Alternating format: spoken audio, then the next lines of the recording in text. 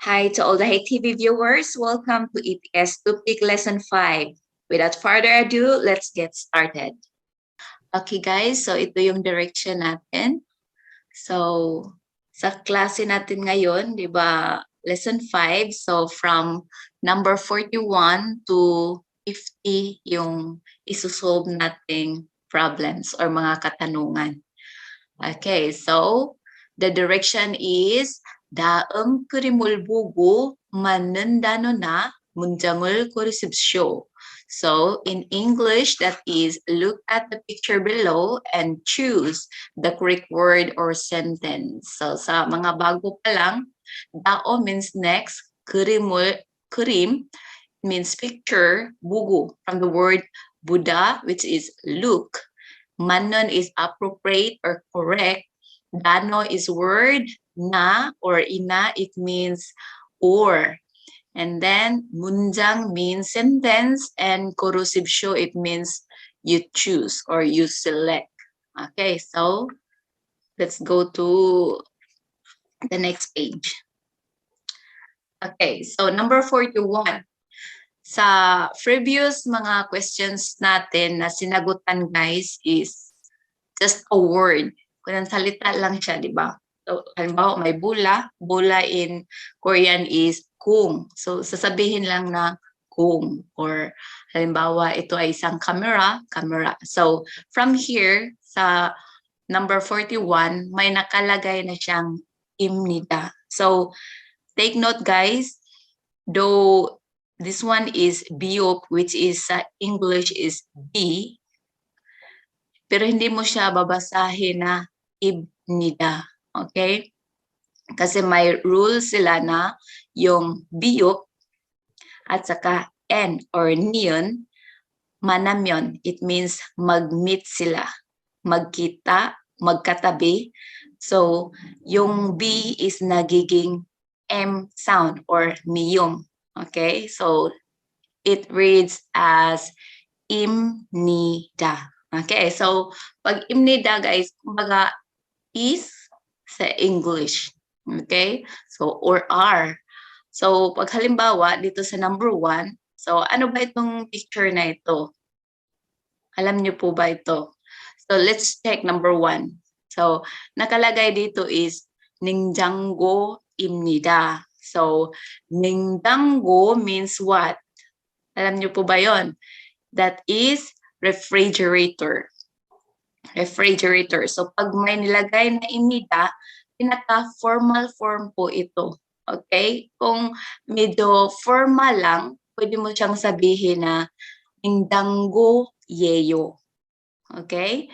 Pero pag ito, yung last is consonant, nagiging Ningjanggo, kasi pag Ningjanggo kasi is, ano yan siya, di ba? Vowel. So, hanap tayo ng consonant yung dulo. So, for example, gung, yung sinabi ko kanina, bola. So, gung is nagtatapos sa iyong. Sa English is NG yan siya. So, hindi mo siya sasabihin gung yeyo. So, it should be gung yeyo. So, ganun. So, dito, since this one, O is vowel, or in Korean is moum, so, lalagyan mo siya ng, yeyo, pag medyo formal lang. Okay? So, insert ko lang yung ganung explanation, guys, para alam nyo, pag lagi kayong magbabasa nito, sabihin yung ibnida. So, it's not ibnida, it's imnida. Okay? So, number 1 is 냉장고입니다. So, it's a refrigerator sa English. Okay? So, it's a refrigerator? No. So, number 2, tingnan natin. 가습기입니다. So, 가습기입니다. 가습기 means humidifier. Okay? So, pag ito may tubig to dito sa loob, tapos pag isinaksak yan, dito may lalabas na parang kunggi, air, ganun. Kasi yung tubig lumalabas. So, pinapalamig niya yung bahay or kwarto kung saan ito nilalagay. So, it is a humidifier. So yung sagot natin is number 2. Humidifier in Korean is kasupki. Okay, so pag sasabihin mo, in a sentence na siya, it's a humidifier. So in Korean, that is kasupki입니다. Okay, so check natin number 3. Number 3 is sitaki입니다. Sitaki means washing machine. Medyo maingay ako ngayon kasi naka-on din yung washing machine ko ngayon, guys, habang gumagawa ako ng video dito.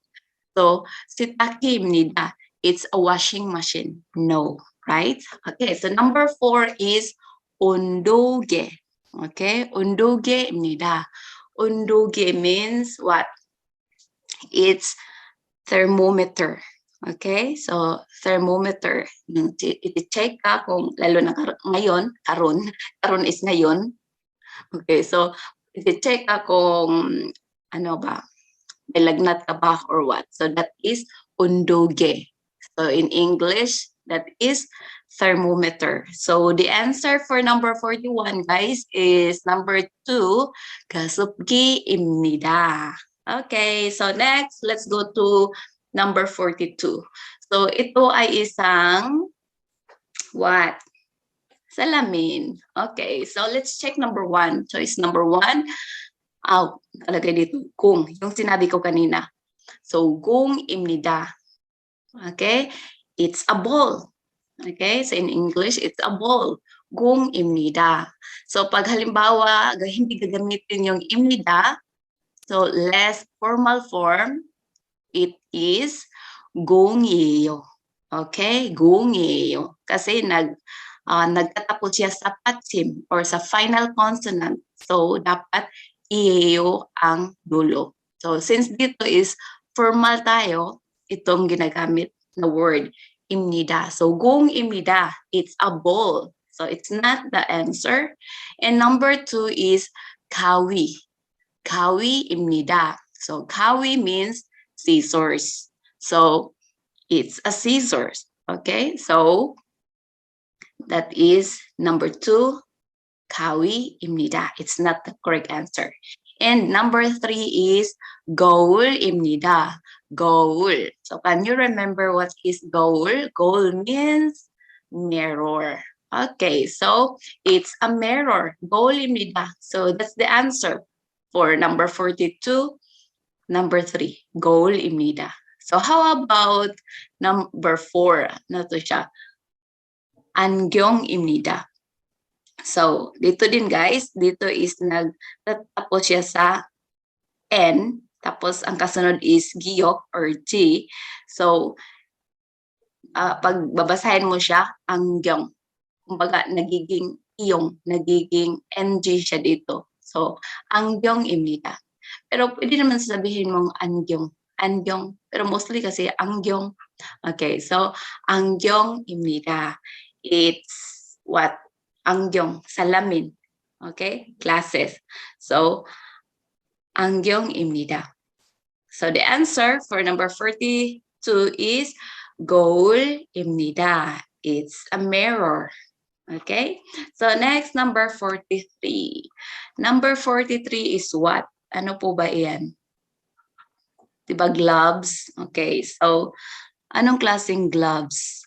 Rubber siya, guys. Rubber gloves. So, ano yan siya sa Korean? Let's check number 1. Number 1 is susemi. Okay? Susemi입니다. It's a susemi. Susemi is what? Ginagamit po yan siya pag maghugas tayo ng plato. So, that is scrubbers. Scrubbers. Okay? So, they're scrubbers. Kasi dalawa siya, di ba? So, they are. So, 무모입니다. It's not the correct answer. Scrubbers, no. Number 2 is 고무장화입니다. 고무장화입니다. So, it's what? Rubber. 고무, by the way, is rubber. 장화 means boots. So, it's rubber boots. Okay? Or their rubber boots. Pag dalawa. So, 고무장화입니다? No, it's not. Though 고무 siya, Okay, rubber, pero hindi siya rubber boots.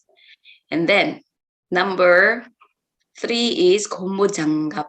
Okay, so this one. 고무 means rubber. 장갑 means 장갑.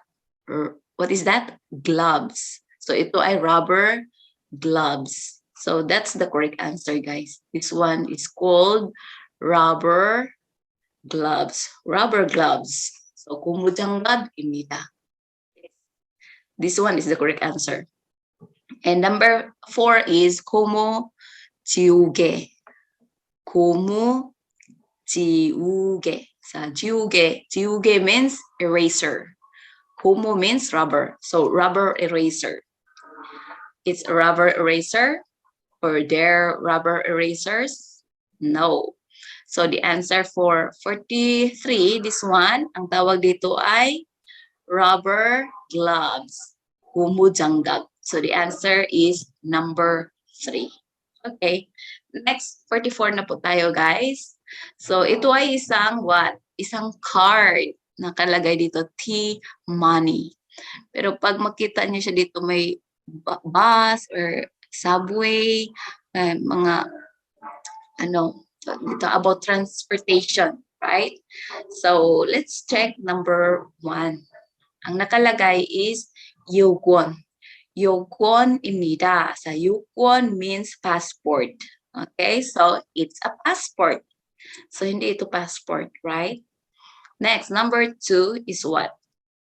What is number 2? 신분증입니다. It's what? 신분증 means ID. So, halimbawa may ID ka, nandyan yung name mo or yung mukha mo. In Korean, that is 신분증. Okay, so 입니다. It's a, or I kasi nagsimula, so it's an ID. So it's not ID, guys. Okay, so number 3, 신용카드입니다. So pag magbasa kayo nito, guys, huwag niyong basahin ng 신용카드. It should be 신용. Okay, 신용카드. I-connect niyo siya dito. 신용카드입니다. So it's a credit card. 신용카드 means credit card.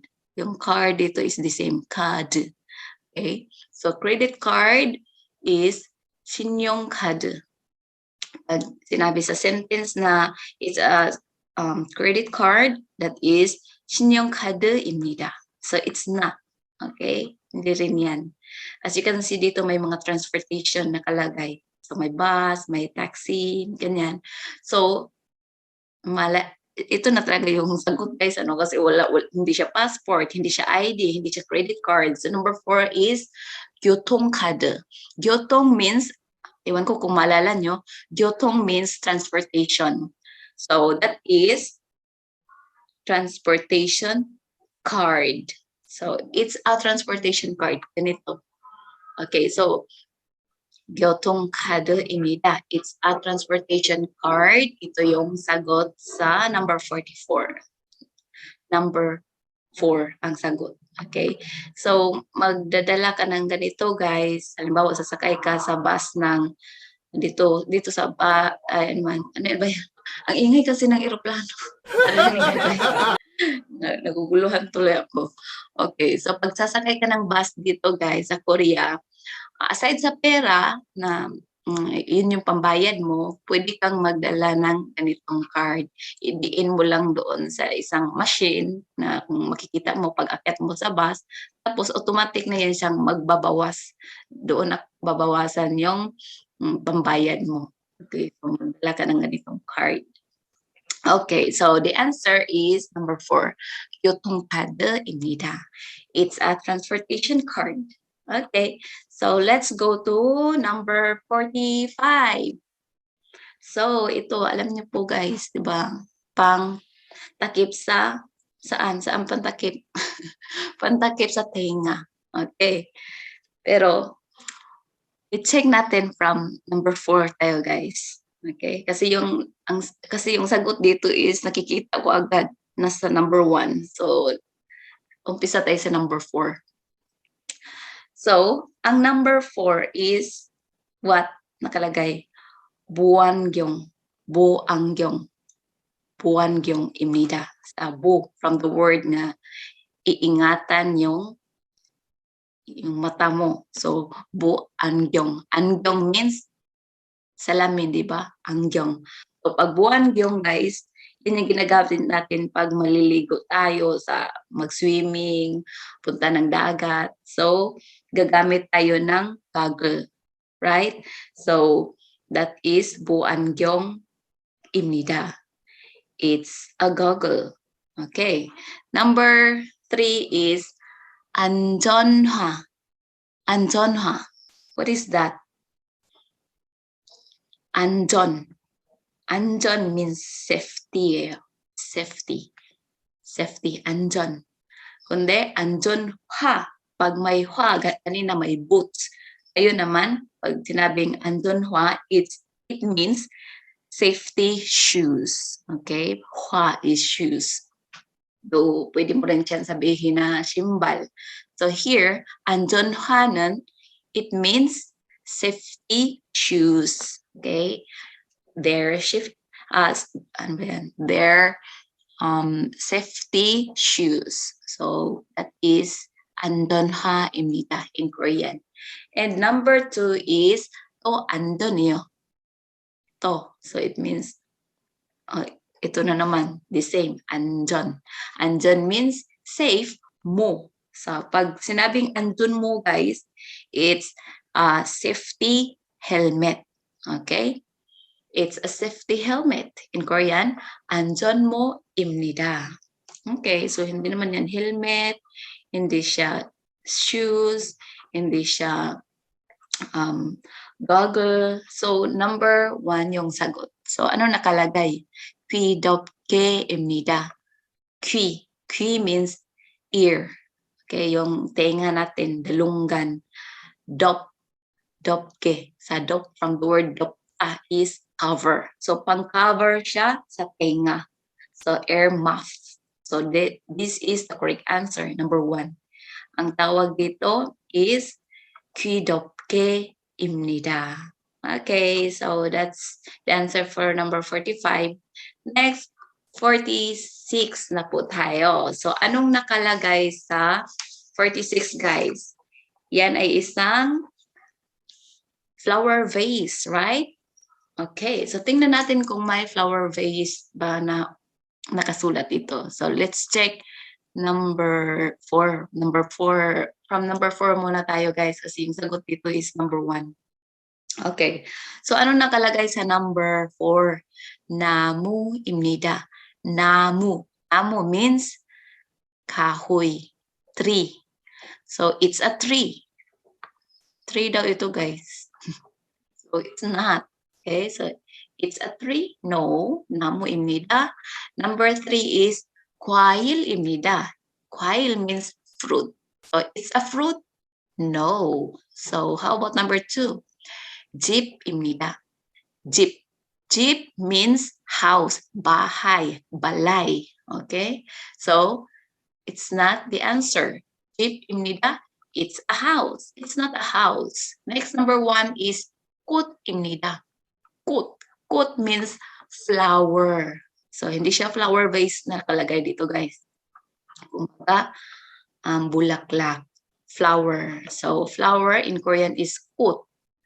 Kung pag sinabing it's a flower, in Korean, that is kut입니다.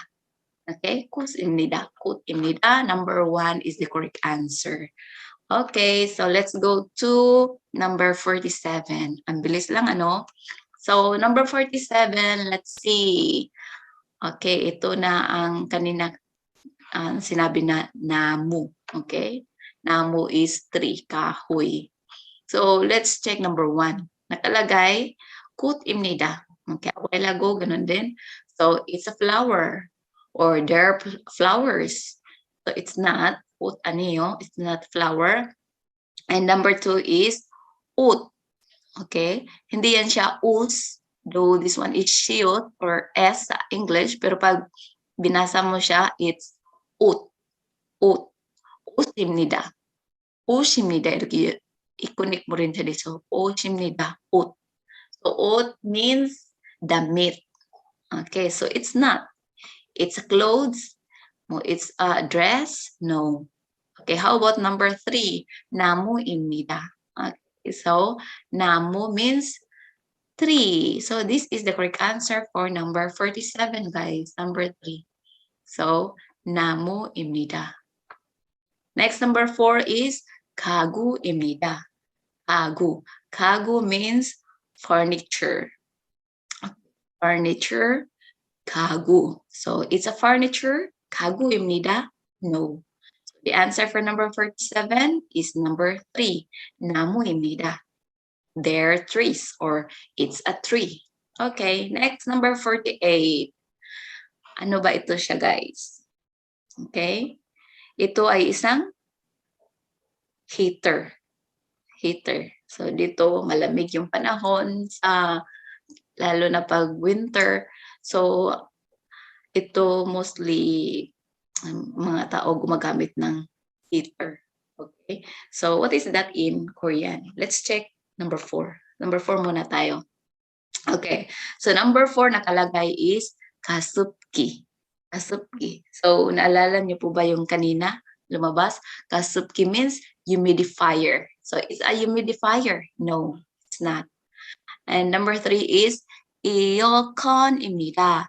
It's aircon. Okay, aircon입니다. 에어컨입니다. No, it's not aircon, right? It's not aircon. Next, number 2 is 선풍기입니다. So what is that? It means, naalala niyo po ba yung 선풍기 or 선풍기? That is electric fan. It's an electric fan. No, not right. So it's not the answer for number 48.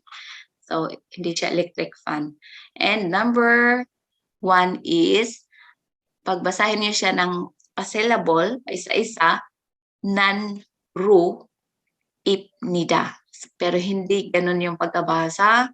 So, kagaya ng sinabi ko kanina, this one is imnida. So, pag biop at saka niyon or B at saka N mag-meet, magkatabi, nagiging M sound po ito. So, nagiging imnida. Tapos dito naman, ang N or niyon, reol, ang katabi, nagiging L sound siya dito. So, babasahin mo na nalo. Okay? Hindi siya nanro. It's nalo입니다. Nalo. It means heater or stove. So, ito ay isang heater, guys. So, nalo입니다. It's a heater. The answer for number 48 is number 1. Okay, so kabisaduhin niyo po itong mga words na ganito, guys, kasi talagang very important yan siya. Exam nyo. So, nalo. Nalo. Okay? Hindi nanro or nanro. Nanlo. It should be nalo. Nalo입니다. It means it's a heater. 선풍기 means electric fan or fan. Next is aircon and humidifier. So the answer, alam nyo na, number 1. And let's go to number 49. So anong nakalagay dito, guys? Ito ay isang mga kaldero, right? So let's check number 1. Tingnan natin. Number 1 is cup-ireyo. Or cup-ireyo, it means cup daw. Okay, so cup-imida, it's a cup. Okay, no. Number 2 is ramyon입니다. For sure, kayo guys gusto nyo yung ramyun. So, anong ramyun? Yun na yun, di ba? Noodles, Korean noodles, ramyun. Hindi siya lamyon, ramyun. Kasi yung R is sometimes L sound and sometimes R sound. But here, it's more on R sound. Ramyun. Ramyon입니다. It's a noodle. Okay? Noodle. Ramyun. Number 3 is 냄비입니다. 냄비. Okay, 냄비, this one. So, mga kaldero. 냄비, pot. Okay, so It's a pot. Kaldero eh. So, kaldero.